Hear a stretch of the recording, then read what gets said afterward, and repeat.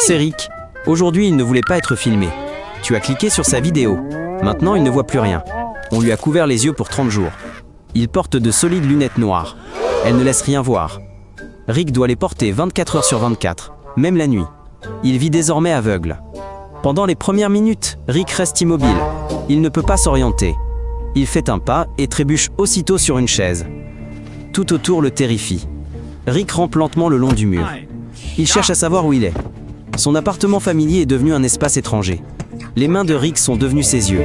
Tout se fait maintenant au toucher. Rick essaie de verser de l'eau dans un verre, mais il en renverse sur le sol. Il s'assied pour manger, mais rate sa cuillère. La nourriture est maintenant partout. Il a même du mal à trouver sa brosse à dents. Choisir un tube de dentifrice est encore plus dur. Rick a failli se brosser les dents avec du cirage. Le sommeil arrive étrangement. Rick ne sait pas si c'est le jour ou la nuit. Il ne sent pas le matin, car il n'y a de toute façon aucune lumière. Le deuxième jour, Rick se cogne moins, mais tombe encore parfois. Il tâtonne les murs et compte ses pas pour ne pas se perdre. Rick entend différemment les gouttes, les grincements et même sa propre respiration. Son ouïe devient un peu plus fine. Il perçoit des sons qu'il ne remarquait pas avant. Le cerveau cherche de nouveaux moyens de se localiser.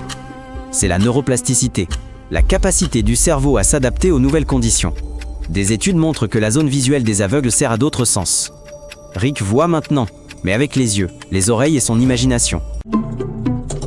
Il écoute le frigo, localise la cuisine au son, mémorise les objets et se déplace plus prudemment.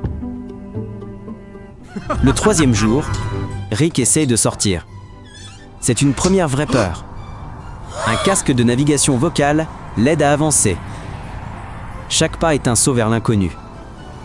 Rick sent le vent, l'odeur des arbres, entend les voitures. La chaleur du soleil est aussi un indice clé. Elle indique le sud.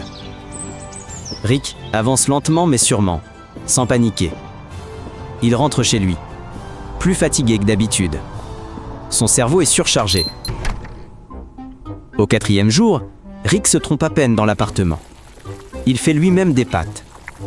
Avec soin, longtemps, mais sans brûlure. Il apprend à s'orienter par le bruit. Il détecte le robinet qui goutte. Le routeur fonctionne, l'ampoule clignote.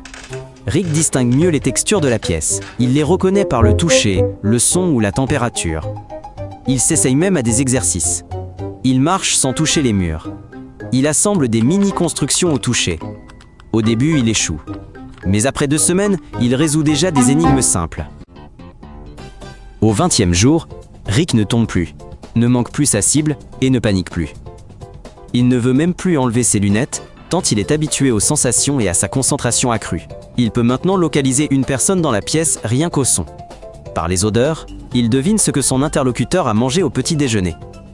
Rick est devenu plus lent, mais plus précis. Chaque mouvement a maintenant un sens. Au 29e jour, on lui annonce que les lunettes seront retirées demain. Rick a même peur de rouvrir les yeux. C'est tellement émouvant et inhabituel. Le 30e jour arrive. Les lunettes sont enlevées.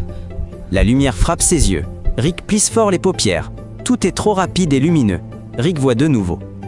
Mais il sait désormais, la vue n'est pas l'essentiel. L'important est de penser et de ressentir. Si tu veux voir plus qu'une image, clique sur le bouton d'abonnement. Et ne cligne pas des yeux pendant 20 secondes. Salut!